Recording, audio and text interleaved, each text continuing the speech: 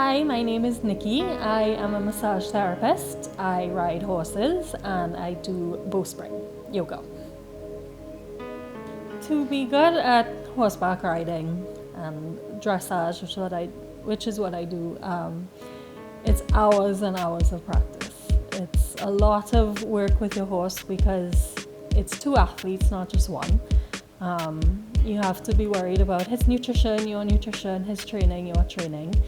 It is expensive, but it's very worth it in the end when you and your equine partner are dancing together in an arena under the lights with the music. It's a lot of fun, but it takes many, many, many hours of training and practice to be good at dressage. So we typically will ride for 45 minutes in a session.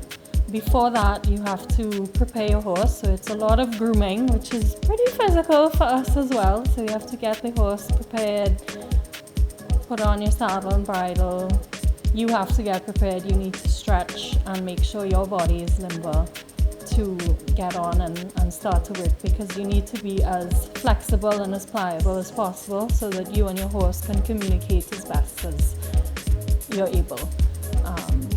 Yoga and bowspring has been super helpful in my riding as well, because it definitely helps with flexibility, helps with core strength, so that you're able then to communicate as best as you can with your horse. With your core, you have to give very simple aids to your horse, whether it's with your legs or your hands and your seat. So as subtle as those movements are, they tell a lot to your horse. So being able to do those with as much alacrity as you can is easiest way forward. And bowspring and yoga have been very, very helpful to me getting those subtle movements to work. When I was a little girl, there was a riding stable up not far from my house, and a friend of mine was competing. So she invited me and my mum up. We went up a very scary hill back in 1991 or 92, and that was it. I went, I saw the horses. They were just doing little games on horseback. It wasn't anything special, no big massive competition, but that was it. I told my mum that day, said this is what I want to do, and yeah, here I am today. My own horse, and loving it. Have I ever been a victim of body shaming? Definitely yes. People have told me that I've been either too skinny, my hair wasn't right, my teeth weren't right, my eyes weren't right, skin wasn't right. Similarly, I've been told, oh girl, you put on too much weight, and it can be annoying for somebody like me who is generally a smaller person to be told, oh, you look fat, or you look too thin, you look skeletal. So definitely I've suffered at the hands of some mean comments from people. I chose to participate in this hybrid body shoots because I think it's very important for everybody to feel very comfortable in their own skin, and being photographed in my own skin, no clothes, no hindrances from fabrics or anything else, has been a very liberating experience. I really enjoy the fact that more and more people are celebrating the bodies that they were born with and that they've grown into, and whether that is that they've been super fit their entire lives or they prefer a more sedentary lifestyle. I think everybody deserves a chance to be comfortable doing what they're doing and be happy with themselves. So yes, horses weigh a lot.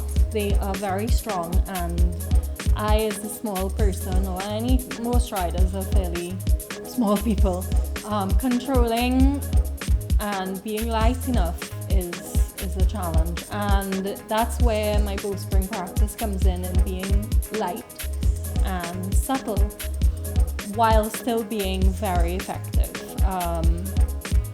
horses have stepped on me, they've kicked me, they've pushed me.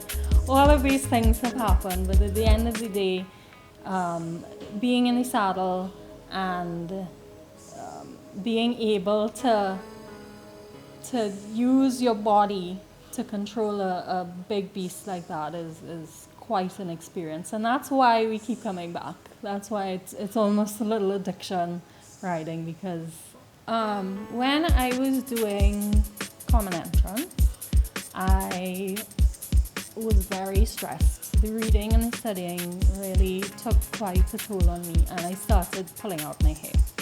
So I have what is known as trichotillomania, which is an anxiety disorder that people get, young people tend to do it. I think it's hereditary because my mom does it as well. But it has gone on through my life. There was a period of time that I didn't do it.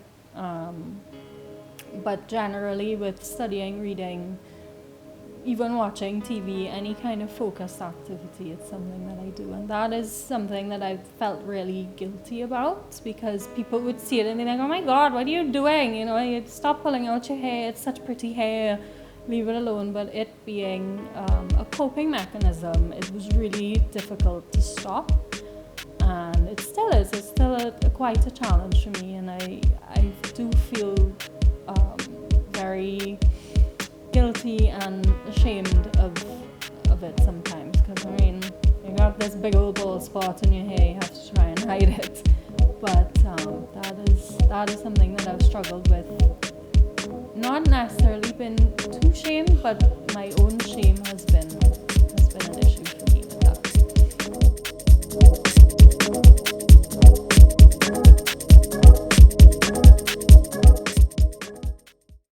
I'm really cool with the question. Yeah. It's fantastic. Anything you want to say? Hey Mom, I'm naked. I know. It's actually really wonderful. Free the nipple,